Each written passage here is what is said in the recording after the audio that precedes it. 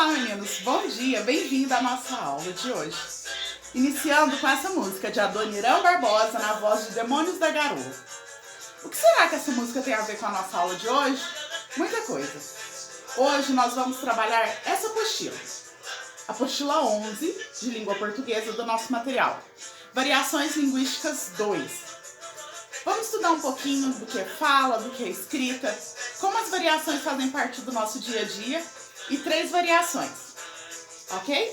Vem aqui para a gente entender um pouquinho mais.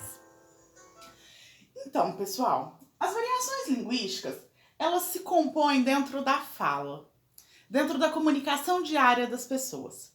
E aí, o nosso material traz como primeiro elemento aí, falando assim, nenhuma língua é homogênea. O que quer dizer isso? Nenhuma língua é totalmente pura, que não há mudança, que não há variação, que ela não se desvincule do que é padrão na comunicação oral. E aí é importante a gente entender uma coisa.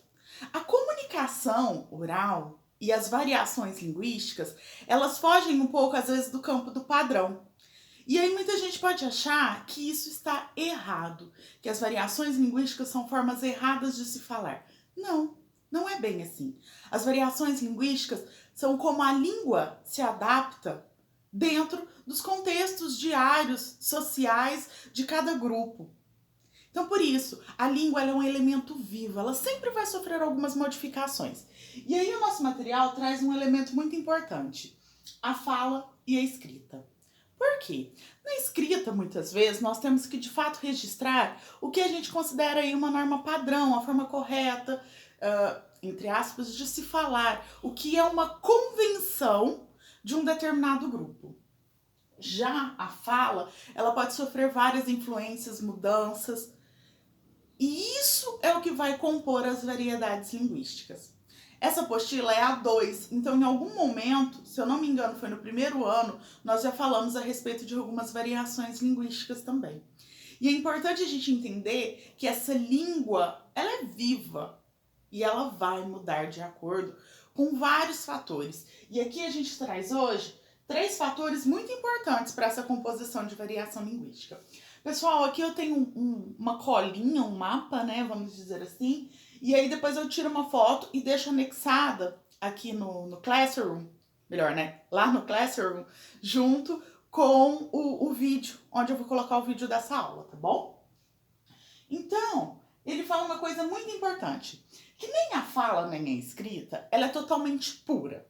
Ela sempre vai migrar entre o formal e o informal. O que quer dizer isso? Que a língua, ela permeia pelos 2 campos, tanto na escrita quanto na fala. Quando nós pensamos no conceito escrita, provavelmente ela terá mais formalidade do que informalidade. Mas, por exemplo, vocês no WhatsApp, no dia a dia, na comunicação diária com os amigos, vocês estão escrevendo ali. Qual conceito vocês usam mais, o informal ou o formal? E aí a gente cai numa ideia onde a língua está sendo utilizada escrita, mas de uma forma totalmente informal. Então, por isso que ele diz, nem sempre ela é pura. Quando a gente pensa em escrever textos, documentos, aí sim ela vai migrar para um conceito bem mais formal. Mesmo assim, pode haver ali alguns sinais de informalidade. Só que quando houver, eles serão grafados de alguma forma, ou eles terão algum destaque, tá? Por exemplo, numa notícia. Uma notícia usa-se da linguagem formal. Só que aí, na minha notícia, aconteceu um fato e eu perguntei a uma das testemunhas que estava no local o que aconteceu. E aí essa pessoa pega e me dá o depoimento dela. Quando eu transcrever esse depoimento para o jornal, dependendo de algumas situações que a pessoa falou, se isso for importante para a composição da fala, eu não posso alterar a fala do meu entrevistado. Então eu vou escrever conforme ele falou. Então pode ser que eu use alguns dialetos, algumas coisas que sejam de uma comunicação mais informal. Já a fala, pessoal, essa é quase impossível, né? Trabalhar somente em conceitos formais. Óbvio que existem algumas pessoas que a usam de uma forma um pouco mais formal. Porém, quase sempre, a informalidade faz parte dela de uma forma grandiosa. Aí também, pessoal, eu comecei a destacar, né, as 3 variedades que o nosso material traz. Ele traz a social, a regional e a histórica. A variedade social, ela vai acontecer devido a gênero, masculino, feminino, escolaridade, qual é o grau de escolaridade que essa pessoa teve? Ela teve uma escolaridade menor, uma escolaridade maior? Esses fatores vão acabar influenciando nas variações linguísticas desse grupo, tá? Idade, vocês conseguem ver nitidamente, né? Pega vocês aí, os avós, às vezes até mesmo os pais. A linguagem de vocês é um pouco diferente, com certeza. Um pouco não, né? Alguns até razoavelmente diferente. Situação socioeconômica. Essa questão social, econômica que a pessoa vive, também é um fator determinante aqui, viu, pessoal? Um grupo, né, vamos dizer assim, com uma situação social menor do que outro, pode acabar tendo uma escolaridade melhor do que outro. E aí também esses fatores vão acabar influenciando. Olha como o social vai acabar lá nos fatores de escolaridade também, tá? Então esse fator determina aí um grupo, até mesmo o convívio que essa pessoa tem diariamente. E esse convívio vai fazer com que ela se adeque na sua linguagem, né? Próximo, profissão. As profissões também, elas vão criar aí algumas variedades sociais. Por quê? Porque uma determinada profissão acaba falando mais de um jeitinho, outra de outro. Quando eu citava aqui a respeito da fala, que algumas profissões fazem uso algumas pessoas fazem uso da língua um pouco mais formal, isso também está vinculado muito a algumas profissões. Porque algumas profissões exigem da pessoa que ela fale de uma forma mais padrão, que ela tenha maior domínio aí da língua. E aí, dentro dessa questão das profissões, aparece o jargão. O que é o jargão, né? O jargão é como se fosse uma gíria, vou usar essa palavra dentro dessa expressão para ficar fácil para vocês. É como se fosse uma gíria, mas ela pertence, e aí ela não é uma coisa informal, ela é formal, tá, pessoal? E ela pertence a um determinado grupo de profissões. Então, quando eu falo assim, uma pessoa foi presa, esse eu tô usando no meu dia a dia. Se vocês passarem na delegacia, né, se estiverem dentro de uma delegacia, foi lá fazer alguma coisa, ou se vocês estiverem passando do lado de uma viatura, e aí eles podem estar chamando uns aos outros, eles vão provavelmente chamar essa pessoa de indivíduo. É muito comum eles usarem esse termo para designar pessoas. O indivíduo, né? Você pega lá uma notícia para ler, a notícia de um roubo no jornal, aí fala assim, a residência foi invadida por 2 indivíduos, né? Em vez de usar 2 pessoas. Então, esse termo pertence a um determinado grupo. E vários grupos vinculados a profissões, vai acontecer isso, tá, pessoal? É muito comum esses jargões. A outra variedade é a regional. A variedade regional, ela pode se modificar em alguns aspectos, quanto na pronúncia, no léxico, tá, pessoal? O que é o léxico? Eu já ensinei para vocês. Léxico, palavrinha. Então, ele pode variar tanto na palavra, quanto na pronúncia. Então, quando a gente pega aí uma pessoa lá do norte, do nordeste, eles têm uma tendência a falar mais arrastadinho, né?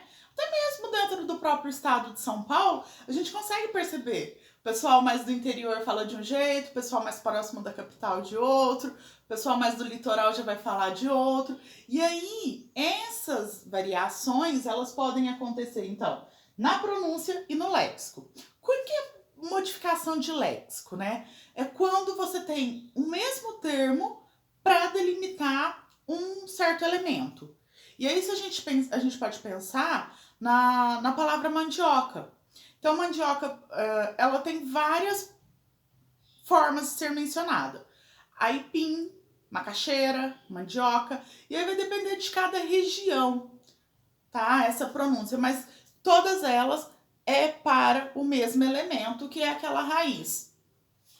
E aí, essas variações regionais, elas estão muito vinculadas aos fluxos migratórios. Nós já estudamos lá no primeiro ano, quando nós estudamos a composição da língua brasileira, né? Eu falei para vocês a respeito muito de fluxo migratório. As migrações, né, foram muito importantes para a composição do território brasileiro. E elas influenciaram, inclusive, na forma de falar.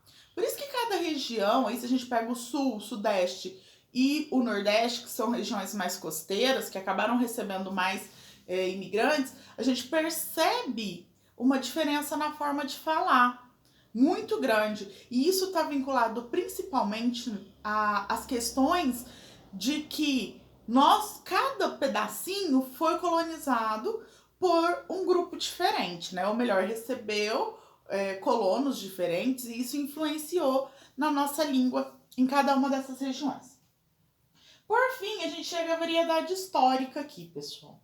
A variedade histórica, ela está vinculada à mudança da língua no decorrer do tempo, as variações que a língua sofreu.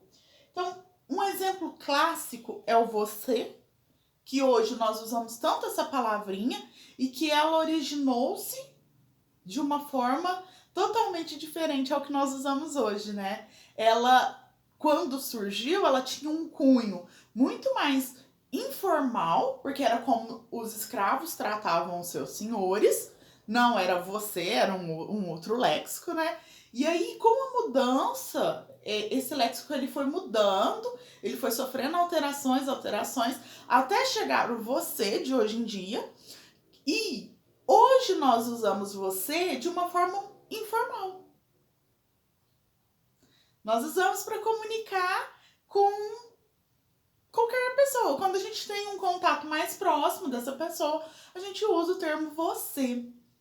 E aí, outro elemento também de variedade histórica, pessoal, por exemplo, é o vós e o tu.